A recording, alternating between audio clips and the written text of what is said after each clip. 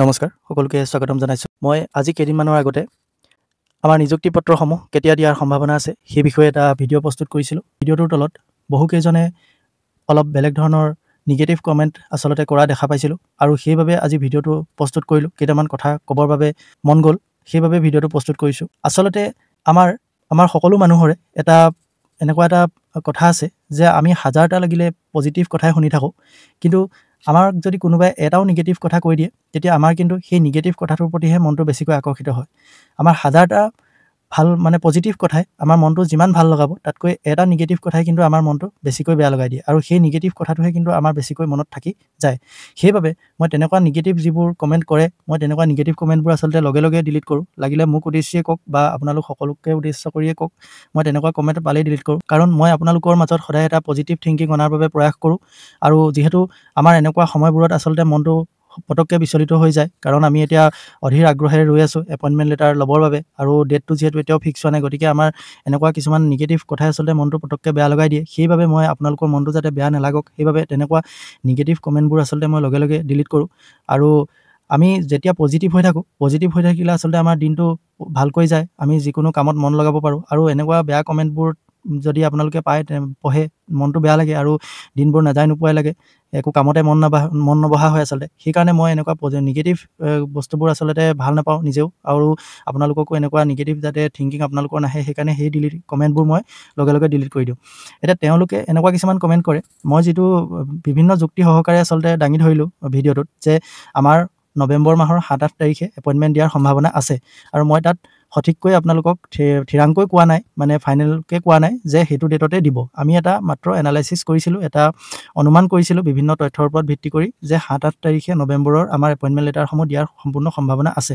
কাৰণ সেইদিনাখন আমাৰ অসমলৈ আমাৰ কেন্দ্ৰীয় মন্ত্ৰী নিৰ্মলা সীতাৰমণ আহিব, গতিকে তেখেত আহিলে আমাৰ নিযুক্তি পত্ৰসমূহ দিব পাৰে। কাৰণ আমাৰ নিযুক্তি পত্ৰ দিয়াৰ যিটো চেৰিমনি পাতে, যিটো এপইণ্টমেণ্ট লেটাৰ ডিষ্ট্ৰিবিউশ্যন চেৰিমনি হয়, তাত এজন চেণ্ট্ৰেল মিনিষ্টাৰ থাকে, গতিকে আমি সেইটো অনুমান কৰিব পাৰোঁ যে তেখেত আহোঁতে 7 বা 8 তাৰিখে আমাৰ এপইণ্টমেণ্ট লেটাৰসমূহ দিব পাৰে।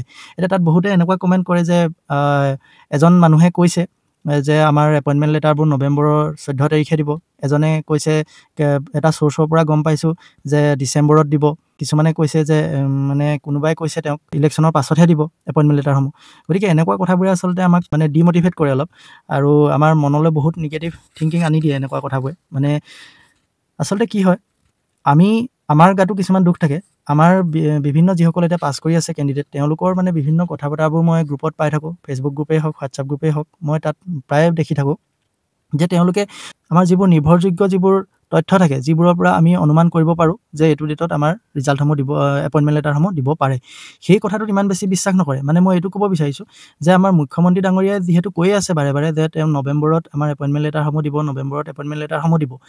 এতিয়া এই মুখ্যমন্ত্ৰী ডাঙৰীয়াৰ কথাটো ইমান বেছি বিশ্বাস নকৰে তেওঁলোকে, আৰু তেওঁলোকে যুক্তি সহকাৰে দাঙি ধৰা কথা এটাত ইমান বিশ্বাস নকৰে যে 7-8 তাৰিখে এপইণ্টমেণ্ট লেটাৰসমূহ দিব পাৰে এইটো কাৰণত, সেই কথাটোত ইমান তেওঁলোকে বিশ্বাস নকৰে। কিন্তু তেওঁলোকে বিশ্বাস এইটো কথাত কৰিব, XYZ কোনোবা মানুহ এজনে তেওঁলোকক কৈ দিলে যে নৱেম্বৰত এপইণ্টমেণ্ট লেটাৰ নিদিয়ে, ডিচেম্বৰতহে দিব। সেই XYZ মানুহজনে ক'ৰ পৰা গম পালে, কি গম পালে, কিন্তু তেওঁলোকে সেইটো বিবেচনা কৰি নাচায়। তেওঁলোকে CMৰ কথাটো বিশ্বাস নকৰে, তেওঁলোকে যুক্তি সহকাৰে কিবা এটা ডিছকাশ্যন এটা কৰি পেলাই এটা কনক্লুজন এটা দিলে সেইটোতো বিশ্বাস নকৰে তেওঁলোকে। কিন্তু সেই কোনোবা XYZ এজনে যদি কৈ দিয়ে 14 নৱেম্বৰত দিব এপইণ্টমেণ্ট লেটাৰ বা ডিচেম্বৰত দিব এপইণ্টমেণ্ট লেটাৰ, সেই কথাটো কিন্তু তেওঁলোকে সহজে বিশ্বাস কৰি লয়। এতিয়া সেই তেনেকুৱা কথা কিছুমান আচলতে গ্ৰুপবোৰতো প্ৰচাৰ কৰি থকা দেখা পাওঁ, কিছুমান স্ক্ৰীনশ্বট গ্ৰুপে চলি থাকে। আচলতে কোনোবাই কৈ দিয়ে, কোন হয় সেইজন কোনো ঠিকনা নাই, সেইজনে কৈ দিয়ে আৰু এষাৰ কথা যে নৱেম্বৰত নিদিয়ে, তাৰপিছতে এটা পূৰা ডিছকাশ্যন চলে গ্ৰুপত। আৰু এইবোৰ আচলতে নিগেটিভ থিংকিং আমাৰ মনলৈ আনিব নালাগে। আৰু যিহেতু মুখ্যমন্ত্ৰী ডাঙৰীয়াই কৈ আছে যে নৱেম্বৰত দিম, গতিকে বিশ্বাস ৰাখিব লাগে। আৰু মুখ্যমন্ত্ৰীৰ ওপৰত আমি অন্য যিয়ে নহওক লাগিলে, আমি কোনো এইটো পলিটিকেল ছাপৰ্ট বা তেনেকুৱা কথা নহয়। আচলতে আমাৰ মুখ্যমন্ত্ৰী ডাঙৰীয়াই আমাৰ নিযুক্তিৰ ক্ষেত্ৰত যি সবল এটা ভূমিকা লৈছে, আৰু যেনেকৈ নিকা আৰু স্বচ্ছভাৱে নিযুক্তি প্ৰক্ৰিয়াসমূহ সম্পাদন কৰিছে, আচলতে তাততো আমি আমাৰ তেনেকুৱা কোনো খুঁত ধৰাৰ আমাৰ অৱকাশ নাই যে আমি এইটোৱে ক'ব পাৰোঁ যে ইয়াত কিবা খেলি মেলি হৈছে, টকা পইচাৰ লেনদেন হৈছে। গতিকে তেনেকুৱাতো কোনো কথা নাই। গতিকে তেখেতে নৱেম্বৰ মাহত যিহেতু এপইণ্টমেণ্ট লেটাৰসমূহ দিম বুলি কৈছে, গতিকে আপোনালোকে এই আননেচেচেৰী কিছুমান মানুহৰ কথা শুনি ইলেকশ্যনৰ পিছলৈ যাব পাৰে বা ডিচেম্বৰতহে দিব পাৰে, এনেকুৱাবোৰ কথা শুনি আচলতে নিগেটিভ নহ'ব। আপোনালোক সদায় পজিটিভ হৈ থাকক। যিজন মানুহে আমাৰ নিযুক্তি প্ৰক্ৰিয়াসমূহত ইমান সক্ৰিয় ভূমিকা লৈছে, চাব পাৰে আমাৰ যিহেতু মুখ্যমন্ত্ৰী ডাঙৰীয়াৰ নিযুক্তি প্ৰক্ৰিয়াত তেখেতে ইমান সক্ৰিয় ভূমিকা হয়তো নোলোৱা হ'লেও হয়, কাৰণ ডিপাৰ্টমেণ্টৰ দায়িত্ব ডিপাৰ্টমেণ্ট ৱাইজ তেওঁলোকে পৰীক্ষা পাতিব, তেওঁলোকে ৰিজাল্ট দিব, তেওঁলোকে মেৰিট লিষ্ট মাৰিব, এপইণ্টমেণ্ট লেটাৰ দিব বা সেইখিনি কৰিব। কিন্তু তাত আমাৰ মুখ্যমন্ত্ৰী ডাঙৰীয়াই যে ইমান সক্ৰিয় ভূমিকা এটা লৈ আছে, তাৰ কাৰণে তেখেতক আমি ধন্যবাদ জনাব লাগিব। তেখেতে নিৰ্দিষ্ট সময়ত তেওঁ ডিপাৰ্টমেণ্টৰ লগত ৰিভিউ মিটিং কৰে, ৰিভিউ মিটিং কৰি পেলাই তেওঁ লাইভ যোগেই হওক বা যেনেকেই নহওক তেখেতে আমাক ডেটসমূহ দিয়ে, কেতিয়া ৰিজাল্ট দিব। আৰু ৰিজাল্ট দিয়া দুদিন দেৰি হ'লেই আমাৰ সকলোৱে মুখ্যমন্ত্ৰী ডাঙৰীয়াক গালি পৰা আৰম্ভ কৰে। আচলতে ৰিজাল্টটোতো তেওঁ দিব নোৱাৰে, যদি ডিপাৰ্টমেণ্টে যদি ৰিজাল্টটো প্ৰিপেয়াৰ কৰিব নোৱাৰে সময়মতে, তেতিয়াতো তেওঁ ডেটটো চেঞ্জ কৰিবলগীয়া হৈ যায়। গতিকে সেইবোৰ কথাও চিন্তা কৰি চাব লাগিব। আৰু যিহেতু আমাৰ গোটেই নিযুক্তি প্ৰক্ৰিয়াটো ইমান ধুনীয়াকৈ হৈ গৈছে, গতিকে তেখেতে যিহেতু নৱেম্বৰত দিম বুলি কৈছে, গতিকে আমি দুদিনমান ৱেইট কৰাটো ভাল। আৰু আমি বেছি হৈ হাল্লা কৰিবলৈ গৈতো এতিয়া একো লাভ নাই। আৰু আমাৰ যিহেতু সকলোৱে এতিয়া নিযুক্তি পত্ৰ লাভ কৰিবৰ কাৰণে ফাইনেল হৈয়ে আছে, আৰু এতিয়া দুদিন দেৰি হ'লেও আমি আচলতে তেখেতক সুকলমে কামবোৰ কৰিবলৈ সুবিধাটো দিব লাগে। আৰু তেখেতে অলপ দিনৰ আগতে যিহেতু SLRCৰ লগতো সেইখিনি বৈঠকত বহিছে, তেখেতে এতিয়া হঠাৎ তেওঁ ডেট এটা ঘোষণা কৰি দিব নোৱাৰে। তেখেতৰ হাতততো গোটেই কথাখিনি নাই। তেখেতক যেতিয়ালৈকে ডিপাৰ্টমেণ্টে নকয় যে আমাৰ গোটেইখিনি ফাইনেল হৈ গ'ল, আমি এপইণ্টমেণ্ট লেটাৰ এতিয়া দিব পাৰোঁ, তেতিয়াহে তেখেতে ডেটটো ঘোষণা কৰিব পাৰিব।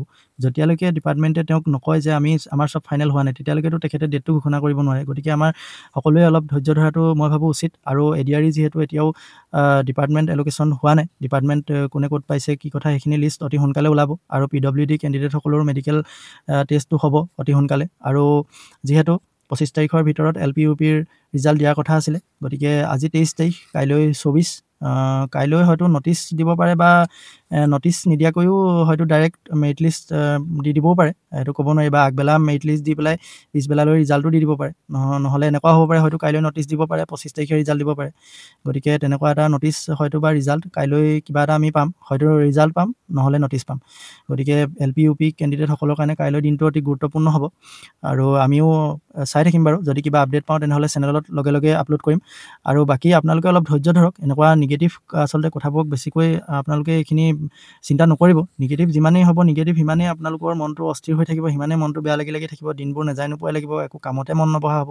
এতিয়া আমাৰ যিহেতু আপোনালোক সকলোৱে কোৱালিফাইড ফৰ এপইণ্টমেণ্ট হৈ আছে, কোৱালিফাই ফৰ এপইণ্টমেণ্ট বুলি আপোনালোক সকলোৰে আহিছে। গতিকে এতিয়া আৰু ইমান চিন্তা কৰি থাকিব নালাগে, দুদিন দেৰি হ'লেও আপোনালোকে এপইণ্টমেণ্ট পাবই। আৰু মোক বহুতে এতিয়াও সুধি আছে যে এপইণ্টমেণ্ট লেটাৰ কেতিয়া দিব। মোৰ অনুমানততো এপইণ্টমেণ্ট লেটাৰ 7-8 নৱেম্বৰতে দিব লাগে, কাৰণ সেইদিনাখনেই নিৰ্মলা সীতাৰমণ বাইদেউ আহিব, গতিকে সেইদিনাখনেই দিব লাগে।